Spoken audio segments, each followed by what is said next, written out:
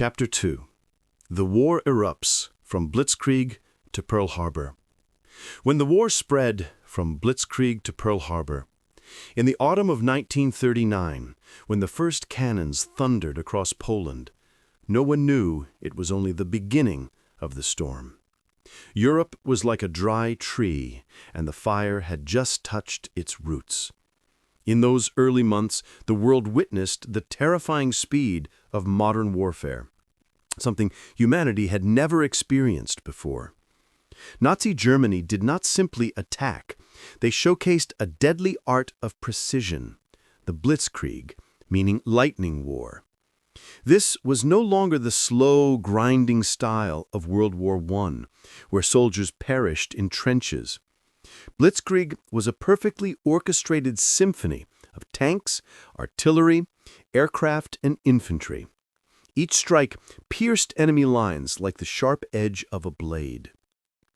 Within weeks, Poland collapsed.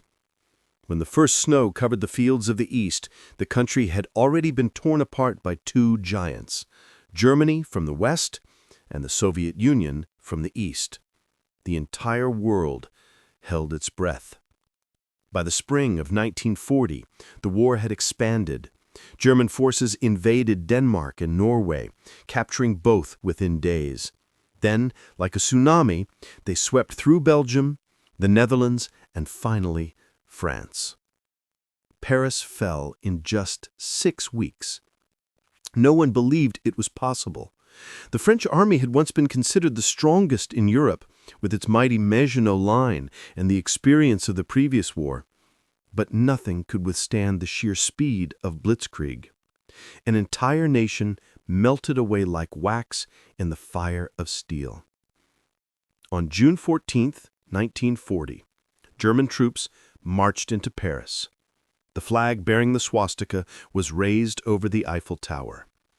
A symbol of freedom was now cloaked in darkness. In London, air raid sirens wailed each night. Citizens crowded into underground stations, lying on cold stone floors as bombs fell nearby. Above ground, black smoke billowed from the city's historic districts. In the skies, thousands of German bombers swarmed like iron crows. It was the Battle of Britain, one of the largest air battles in world history. Germany sought to crush Britain with bombs. But what Adolf Hitler did not anticipate was the endurance of the island nation. The young pilots of the Royal Air Force, vastly outnumbered, took to the flaming skies every day. They fought until their fuel tanks were dry. And even as the bombs kept falling, the British people still went to work, still brewed their tea, and still sang through the darkness. One BBC radio announcer said at the time, "They can destroy our homes, but they will never destroy our spirit." From the ruins of London, the world saw something, a glimmer of light. Across the ocean, the United States remained on the sidelines. President Franklin D. Roosevelt had promised that America would not enter the war. Congress and the public dreaded the thought of reliving the nightmare of World War I. But Roosevelt knew that if Europe fell, America's peace would not last.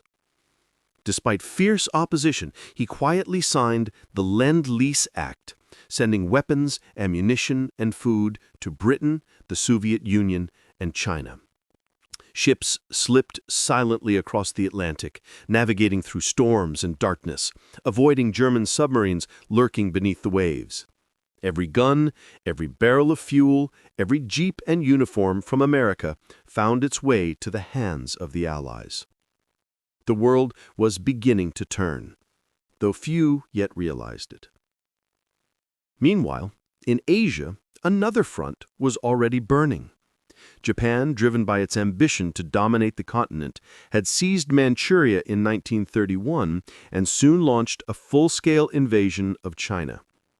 From 1937 to 1941, China was engulfed in flames. The Nanjing massacre claimed hundreds of thousands of lives. Chongqing, the temporary capital, was bombed relentlessly. Villages were burned to ashes, fertile fields turned to wastelands. It was the Eastern Front of World War II, where every inch of land was paid for in blood. The Chinese people fought with outdated weapons, enduring hunger and exhaustion, but their will never broke. During that time, world leaders still believed they could contain the fire of war, but they were wrong. Every event, from Europe to Asia, was merely a prologue to a far greater tragedy. The dictators believed they were reshaping the world order.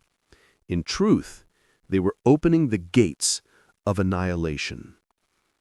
On June 22, 1941, Adolf Hitler betrayed his pact with the Soviet Union and launched Operation Barbarossa, the largest invasion in human history. 3 million German soldiers crossed the border, bringing with them over 600,000 vehicles, 5,000 aircraft, and a blind conviction that they could conquer Moscow in 6 weeks. They did not realize they were stepping through the gates of hell. The Eastern Front turned into a frozen blood storm. The fields of Ukraine, Belarus, and Poland became graveyards for millions. Villages vanished from the map. Civilians were massacred by the hundreds of thousands. In the merciless winter, German soldiers froze to death, their stiff fingers still gripping their rifles. Operation Barbarossa marked a turning point in military history. For the first time, Hitler faced an enemy he could not swiftly crush. And as Europe descended deeper into chaos, across the Pacific Ocean, another plan was taking shape, one that would draw the United States into the war. By 1941, Japan found its path of expansion blocked by oil embargoes from the United States, Britain, and the Netherlands. Without oil, Japan's war machine would grind to a halt. So they decided to strike first, with a devastating surprise attack aimed at the heart of America's Pacific Fleet. On December 7, 1941, a peaceful morning in Hawaii turned into hell on Earth. From a clear blue sky, over 300 Japanese aircraft appeared like a swarm of enraged hornets. Within minutes, explosions tore through the Pearl Harbor naval base. Massive battleships like the USS Arizona and USS Oklahoma were sunk. Blood mixed with seawater. American soldiers stared in shock as the horizon blazed red with fire. In less than 2 hours, more than 2,400 people were killed. 4 battleships were destroyed, dozens of others damaged, planes were incinerated before they could even take off. The world held its breath once more. The next day, President Roosevelt addressed Congress, declaring December 7, 1941, a date which will live in infamy. 3 days later, Germany and Italy declared war on the United States. From that moment, World War II was no longer a European or Asian conflict. It had become a truly global war, where every ocean, every continent, and every human being was touched by its fire. The world trembled. Within months, Japanese forces seized Hong Kong, Singapore, the Philippines, and most of Southeast Asia. In Europe, German armies pushed deeper into the Soviet Union, capturing Kyiv, Kharkov, and advancing towards Moscow. In North Africa, Field Marshal Rommel, the so-called Desert Fox, pressed hard against the British. Nowhere on Earth was safe. War was no longer measured in territory, it was measured in lives. Every name, every family, every cry became part of a single global story.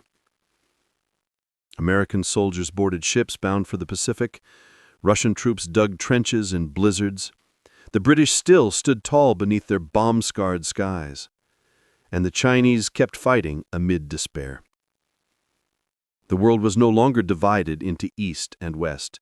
There were only 2 choices left, to survive or to vanish. World War II had surpassed every prediction.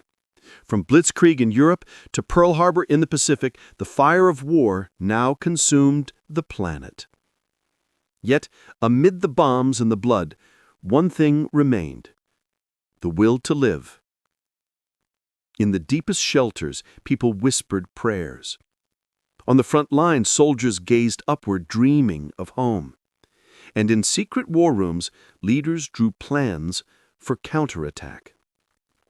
Humanity had entered its darkest era, but it was also on the brink of its greatest acts of courage, tragedy, and sacrifice. The final months of 1941 ended in smoke and tears. Yet they also opened a new chapter in history: the world uniting against fascism. Armies began to march. War machines roared to life. Flags were raised not to conquer, but to reclaim freedom. The war had spread to every corner